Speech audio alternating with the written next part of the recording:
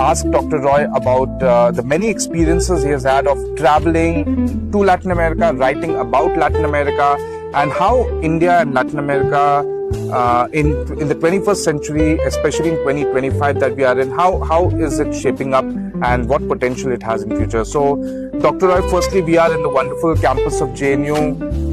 We just came here about 15-20 minutes ago. The birds are chirping. It's still quiet. The admin people are still coming and settling into their office seats. Students haven't yet started coming in. But how do you feel coming to JNU? I don't know, since like after how long have you been here? Well, I was here a couple of months ago in connection with that international seminar that the center organized. Yeah. And occasionally I have also been coming. I think I also came I was one of the experts during the interview for the poster professor in the Latin American Studies Center and Language. So one has been coming here in connection with some program or otherwise also meeting with friends and all that. But the association has been quite long. As probably you know that I came in 1977. It was a very different time and different world. So I think coming to the Center of Latin American Studies itself was a great exotic idea. We can talk about that. Yes, yes. So, In fact, I would love to take you back all the way to 77, Dr. Roy, when you started studying here. How was the atmosphere here in JNU, and what did you do your study on?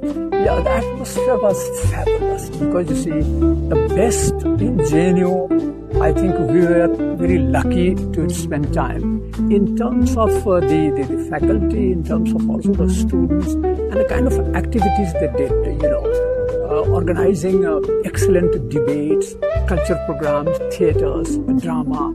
Various embassies were also kind of, bringing their best troops here. Right. And people were kind of, feeling very comfortable. I remember how even the great people like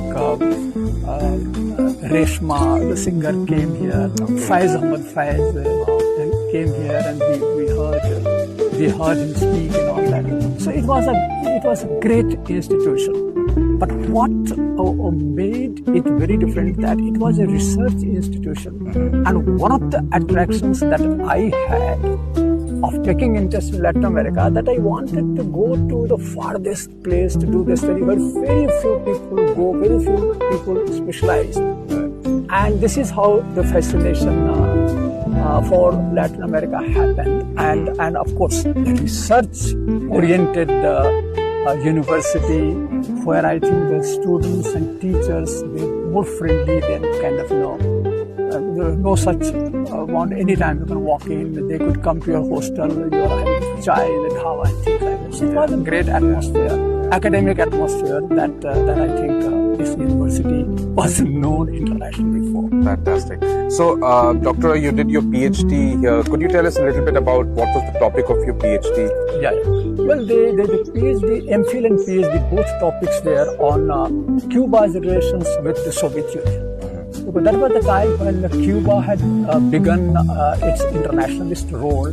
And then people would wonder, but then where does the money come? So obviously people thought that it was the Soviet Union at that time, which was kind of financing. So it was a kind of a satellite of Soviet Union. This was the kind of impression created by the Americans and all that. Right. So we decided, I mean, my guide suggested that since I was one who was not necessarily inclined ideologically towards A or B ideology, so I will be the right person to investigate Cuba without looking at it necessarily from the ideological angle, but from the pragmatism that Fidel Castro was known for.